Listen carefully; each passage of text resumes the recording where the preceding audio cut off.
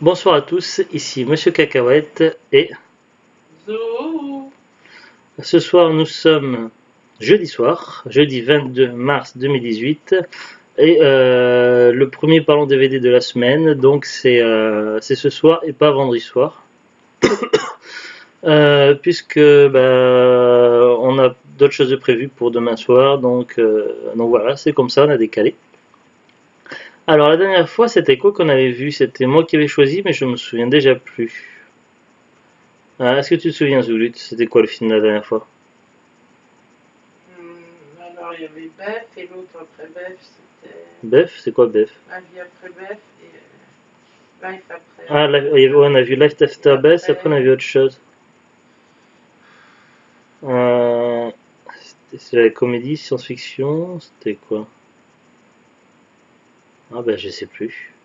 Enfin, bon, enfin bref, donc là c'était toi qui choisissais et tu avais choisi Le fabuleux destin d'Amélie Poulain.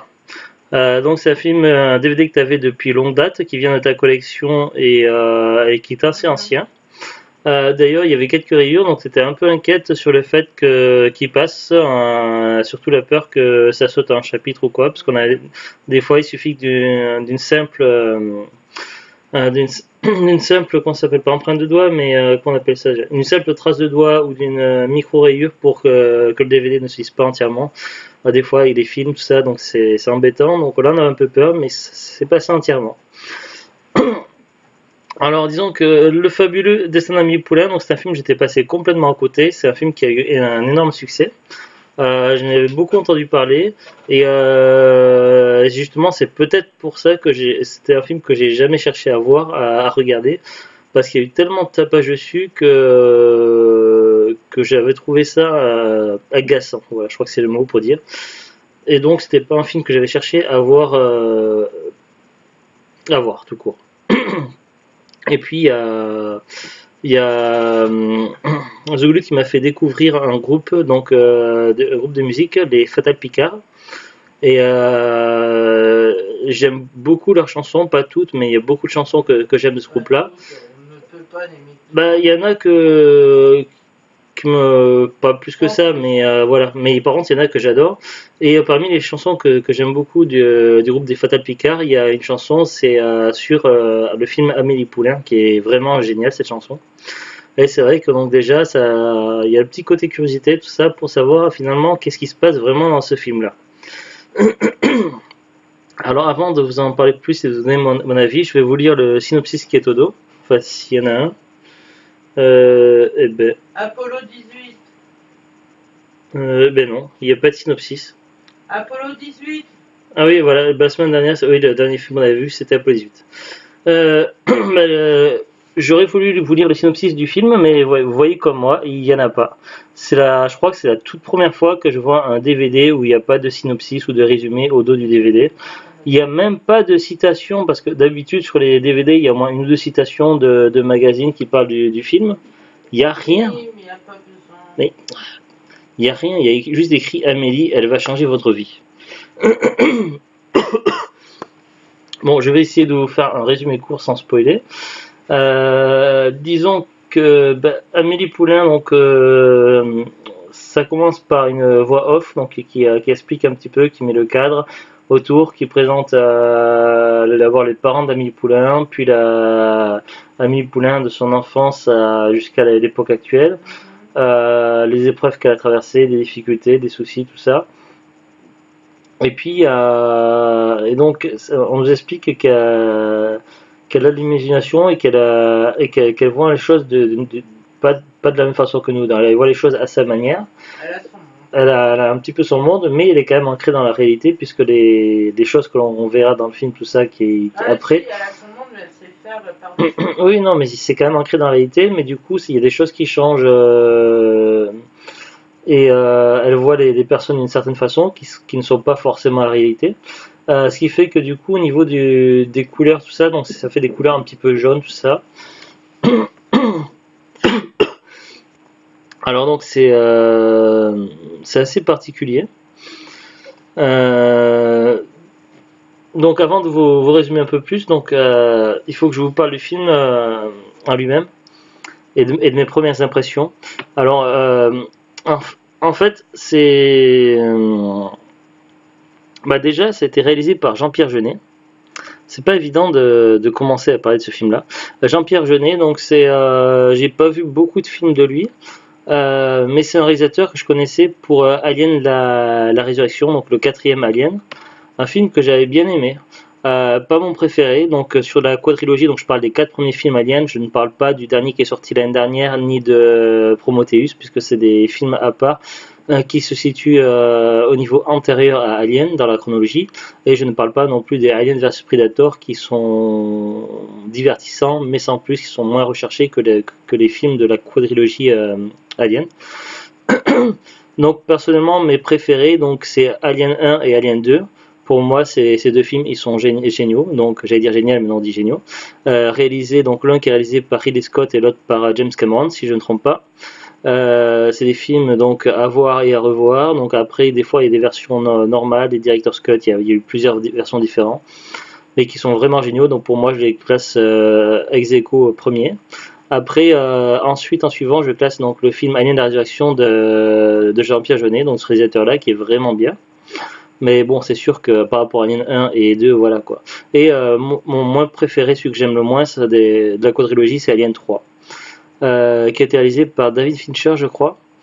Qui a réalisé de très très bons films. Je me souviens plus si c'est lui qui a réalisé Fight Club, peut-être. En tout cas, Fight Club, c'est un film que j'adore. Mais bon, c'est pas le sujet. Et donc, de quoi? Non, mais je parlais comme ça, mais bon, j'en reviens à Amélie Poulain. Donc voilà, en plus il y a certains acteurs, donc Audrey Tautou et Mathieu Kassovitz, donc j'ai pas souvenir d'avoir vu des films d'eux avant. Peut-être une fois Mathieu Kassovitz, je crois qu'il joue dans l'Empire des Loups, non? Hein? Non. Non, ben je sais plus. J'ai peut-être vu dans un film ou deux. La haine.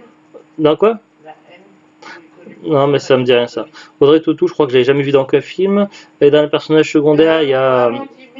T'as jamais vu? Non, je crois pas. Dans les personnages secondaires, il y a Jamel Debbouze qui est bon, on l'a pas beaucoup vu, on voit pas beaucoup dans le film, mais je trouve il est plutôt pas mal. Et parmi ses mimiques, tout ça, il me fait vraiment penser au Jamel Debbouze de la série H, qui est vraiment une série géniale. Donc après, donc pour reparler du film. Oui, mais là on n'est pas là pour parler de ce que j'ai vu. J'essaie de parler du film, s'il te plaît. Oui, mais non, mais c'était pour en aparté. Donc pour revenir au film, donc le fabuleux destin d'Amélie Poulain, donc il y avait certains points qui faisaient que le film pourrait être intéressant, donc Jean-Pierre Jeunet et puis certains acteurs. Après, puis c'est vrai que la chanson des Feux Picard m'intriguait beaucoup. Donc finalement, donc c'était le choix de Zouglou, donc on a regardé. Le début, donc tu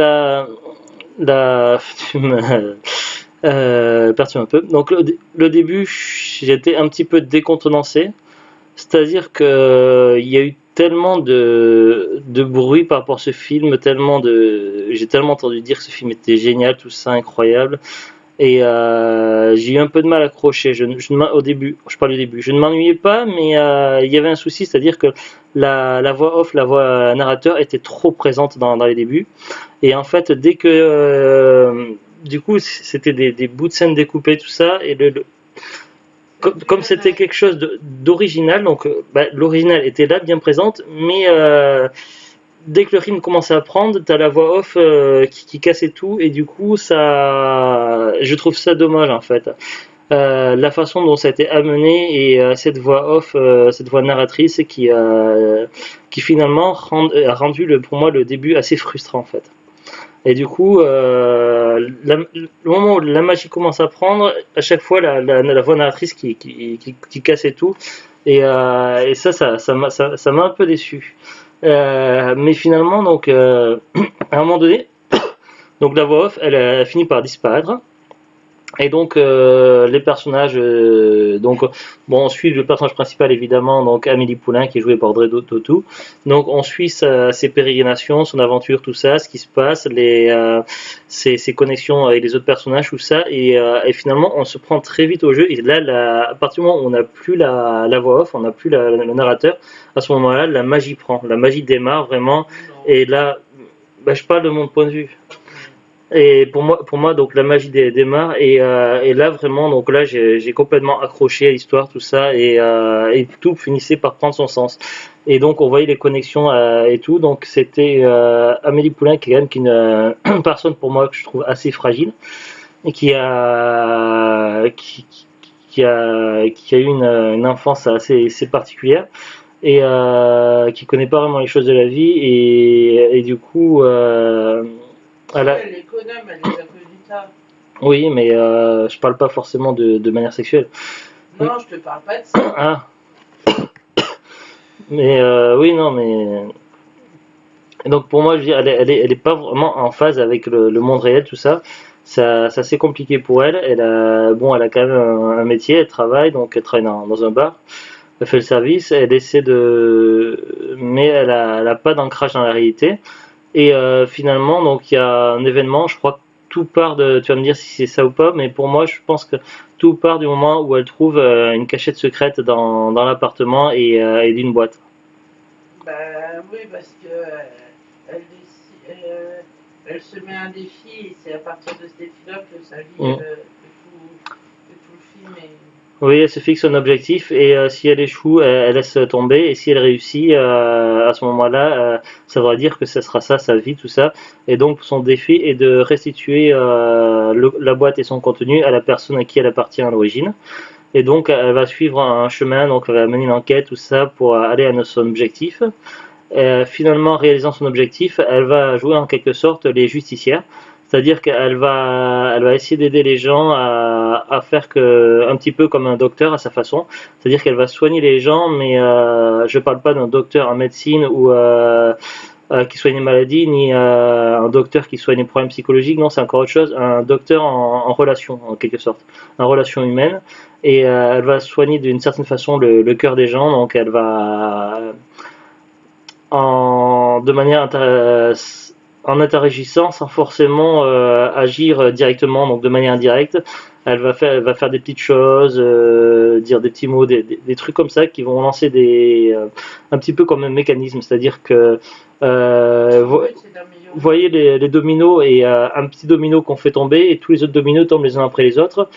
Ou un mécanisme où les choses s'emboîtent les unes après les autres et donc de par une action qu'elle va faire, d'autres choses vont en découler et finalement elle va faire que la vie des gens va s'arranger.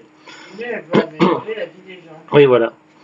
Et Elle connaît et- à sa façon, mais à un moment donné, il faut donc ça va marcher pas trop mal. Bon, ça sera pas parfait, mais il y aura vraiment, c'est du positif, c'est vraiment, elle a quand même, elle change vraiment la vie des gens et tout. Mais il reste un problème, c'est sa vie à elle et son problème, c'est à un moment donné, donc elle va tomber amoureuse d'un homme, mais elle aura peur de se dévoiler à cet homme-là, de peur du risque d'être rejetée, d'avoir le cœur brisé, tout ça, tellement elle est fragile, donc elle va utiliser des stratagèmes, tout ça, par message, par code, par des flèches, des machins, comme un jeu de piste et tout, et de fil en aiguille, donc lui qu'il aura déjà rencontré par hasard au début et qui va suivre le jeu de piste d'Amélie Poulain, elle va finir par tomber encore plus amoureux, si on peut dire ça, de cette façon-là, plus amoureux d'elle que c'était déjà le cas. Mais le problème, c'est qu'elle aura toujours peur, donc et voilà. Et finalement, enfin, en quelque sorte, ce sera des personnages qui seront venus qu'elle a aidé, qui vont venir à son secours à elle d'une certaine façon, pour essayer d'arranger les choses. Ah, donc c'est un film, c'est en quelque sorte une belle histoire, un peu comme un conte. Oui, ça racontait la moitié du film déjà. Oui, non, mais je suis obligé un petit peu de spoiler un peu, mais j'ai pas raconté exactement les détails quoi. Oui, Il y a certains passages qui sont marrants, qui m'ont fait sourire, tout ça. Je trouve que c'est plutôt comme un conte ou comme une fable. Il y a vraiment des trucs qui sont plutôt bien. Donc il y a également les effets spéciaux, tout ça. Il y a des effets spéciaux avec des animations, tout ça, et des choses qui sont vraiment pas mal. Je ne vais pas vous en dire plus par rapport à un truc, mais il y a un élément, le nain de jardin, et donc il y aura toute une histoire par rapport à un nain de jardin, donc je vous dis pas quoi pour pas spoiler, mais c'est vraiment incroyable. J'ai beaucoup aimé cette partie-là, donc la partie du nain de jardin. Il y a d'autres passages que j'ai beaucoup aimé évidemment, donc mais bon, je vais essayer de ne pas non plus trop spoiler. Mais voilà, c'est un peu comme une fable, comme un conte, mais moderne. Au niveau du film, ça se situe dans les années 90, fin 90, 97, c'est ça? Hein. Comment? Au niveau du film, ça se situe en 97. Oui. Et par contre, pour un film qui est sorti en 2001. Donc voilà, mais franchement, en 2018, ça se laisse voir encore de manière très très bien. Donc je trouve que ce film n'a pas du tout vieilli. Euh, Après, c'est pas un film parce que vous allez dire, est-ce que c'est un film pour garçons, pour filles, les deux? C'est un film pour les deux. C'est pas un film spécialement pour filles. C'est vraiment j'ai plutôt bien aimé. Mais c'est vrai que c'est le début que j'étais beaucoup décontenancé par le début, la voix off, le narrateur qui m'a agacé quand même. Mais je trouve que ça gâchait un petit peu. Mais après, une fois passé le narrateur, une fois qu'il avait lancé son truc, le narrateur laisse l'histoire se dérouler tout seul et là, ça va vraiment bien. Et voilà, donc il y a plusieurs petites histoires dans le même film, tout ça, et où Amélie Poulain intervient. Et voilà, je trouve que c'est vraiment très très bien, ça se regarde tout seul sans trop de problèmes. Et je pense que c'est un film qui peut se revoir plusieurs fois sans trop de problèmes. Au niveau de la revisibilité, enfin je sais pas si c'est un terme qui se dit exactement, mais qu'est-ce que t'en penses, Ozulut, pour l'avoir déjà vu au moins une fois, ce film, pour toi, est-ce qu'il se revoit plusieurs fois sans problème ou pas? Ah oui, moi oui. Neige, je te vois faire des bêtises à la télé, j'aime pas ça. Neige, allez, sors de là. Neige. Va pas dans les fils. Bordel. Car là, quand je fais signe de fessée, elle s'en va. Mais Neige, elle continue à faire des bêtises. Une tête de mule. Tiens, bourrique. Bourriquet. Euh, Son maître, c'est une bourrique. non. Donc voilà, pour finir. Alors, est-ce que je vous recommanderais ce film? Oui. Je dirais plutôt oui. Après, ça dépend quel genre de film vous aimez. Donc, si vous êtes genre que film d'action ou que fantastique ou que science-fiction, c'est pas forcément votre genre de film. C'est plus orienté comédie, mais ce n'est pas une comédie humoristique, c'est pas une comédie dramatique, c'est pas une comédie sentimentale, c'est inclassable. Je pense pas que ce soit possible de classer ce film dans un genre bien particulier. Et en tout cas, c'est assez particulier et finalement, ça se voit plutôt bien. Donc, moi, je recommande, j'aime bien. Je pense que c'est un film il n'y a pas de photo, je le mettrai dans l'étagère. Et Neige, je recommence pas à faire des bêtises. Maintenant, elle va dans les prises de courant d'ailleurs. Et donc voilà, c'est un film que je vais placer dans l'étagère et que je reverrai à l'occasion sans trop de problème. Est-ce que tu as des choses à ajouter parce que tu avais l'air de vouloir dire beaucoup de choses, Zulut. Est-ce que tu es d'accord avec tout ce que j'ai dit ou pas? Ouais. Ouais, t'avais pas l'air tout à fait d'accord. À part que. Bah vas-y, dis, explique. Non, le début, la voix off et tout ça. Bon. Toi, ça t'a pas gêné la voix off. Hein? Le narrateur, ça t'a pas gêné.